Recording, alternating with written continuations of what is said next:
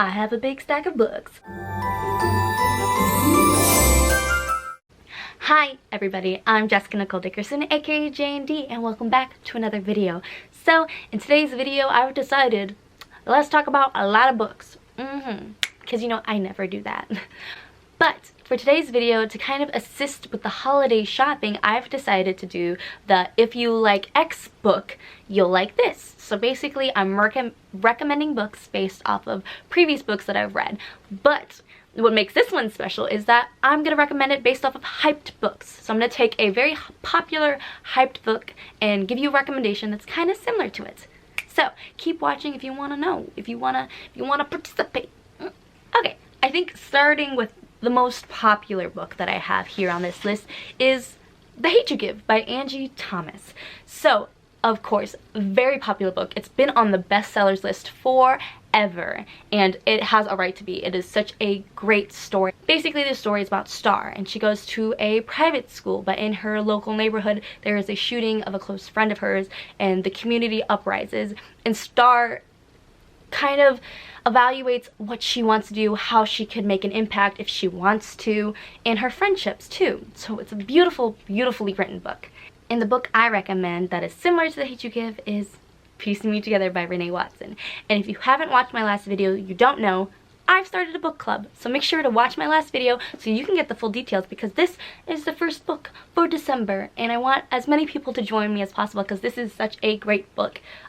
So it talks about very similar themes to The Hate You Give. She is a girl, she's going to a private institution like school, and she is an artist, she wants to be a collagist, and she's having those same relationships where she's figuring out herself, her social standing, and how people treat her differently, and facing that. And I love this book because it has elements of mentorship and her best friend, and it talks about the community she lives in and her relationship with her mom. It's a beautiful, beautiful book, and I highly recommend it if you liked The Hate You Give. So yeah, that's my recommendation for The Hate You Give. A very hyped book, and Piecing Me Together needs to be more hyped.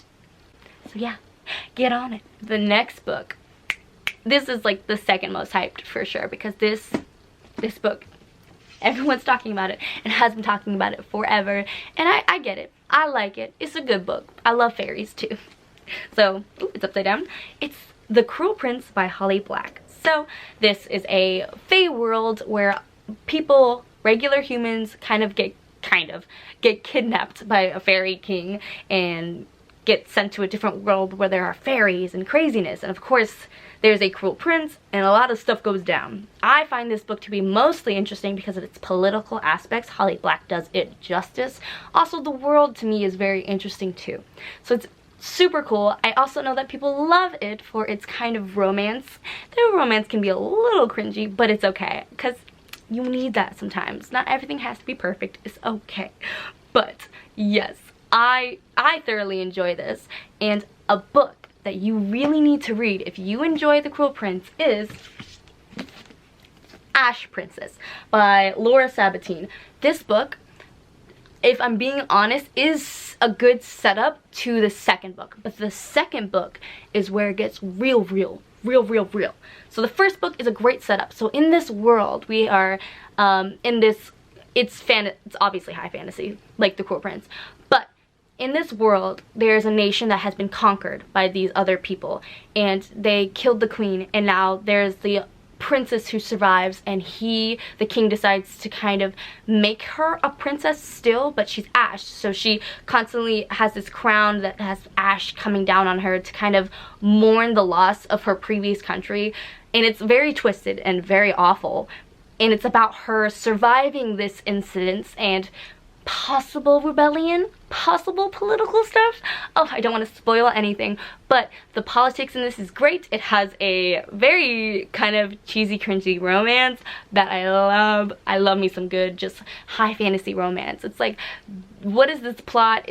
The plot is dipping and diving with political stuff, and out of nowhere, bam, there's love, and you're like, what? And now my feelings in this character, but what about this character? And I care for that character, and oh my god. And the world is so interesting. I also really like the way how they layer relationship and sexuality into this story. They don't do it as much in the first book because I think we have our previous assumptions of relationships. so we don't initially like think about people being gay or fluid. But in the second book, they really start to depict people as more fluid, and they start to depict the world way more. So this is definitely a great introductory to it, and the end of the trilogy comes out next year. So I highly recommend this. Get your friend obsessed, because this is fabulous. It's a great fantasy. You should definitely check it out. Okay, the next book that is so hyped is A Darker Shade of Magic. Personally, I like this book. I think it's okay. It's not like an absolute fave, but it's still super interesting. The world is so specific. These 4 Londons, basically, we live in a world, 4 Londons, and they have differing variations of magic. So it's very cool. I also think this is a great introductory to the trilogy. I've read A Gathering of Shadows, and I have enjoyed it. The series definitely picked up in the second book for me. But it's such a great world, and it's kind of old-fashioned. Grey London is like kind of like our world, where there is no magic, but maybe there's some. Who knows? So yeah. It's very interesting, kind of old-fashioned, because Lila Bard and the weapons they use, it's not like contemporary. So yeah, that's why for that I will recommend The Last Magician. This book is just now starting to get hype on YouTube, but it needs more, in my personal opinion. It's huge, but it's so amazing. The Last Magician by Lisa Maxwell is just cherry on the freaking cake, man. I don't know how to explain how beautiful this story is. Basically, this is a story about a girl who is in our current time period, who time travels, and she has to go back in time, grab something to save the world, because in this world, magicians are trapped in Manhattan. I think it's just Manhattan, or New York. They're trapped, and they can't escape, or else they lose their powers. And the political aspects of this story are insane. You're learning things as she goes back in time, who's who, and all these gangs, and all this craziness. And then on top of that, on top, is the romance. The 2 main characters, I could not ship a couple harder than I do in this book. It is so natural and fun and witty and cute, and it'll have you laughing out loud, smiling to yourself. It is so adorable. But it's similar to, in my opinion, A Darker Shade of Magic, because the world's New York cityscape, semi-old-fashioned because she does travel back in time. So yeah, so good. And the second book's out, and I read the second book, and it's so good. And the third book's coming out. Oh my god. I can't. I'm so ready. I'm so excited. Books are so exciting, guys. Oh my god. Yeah, so I couldn't recommend this more. The writing style also is just so fun. Lisa Maxwell plays with you in this book. Damn. She got us. Okay, and then the last 2 books I'll be talking about, the hyped book being A Very Large Expansive Sea by Tahara Mafi. So this got hype when it was first released. But it's kind of died down now. But to me, this is an extremely amazing book.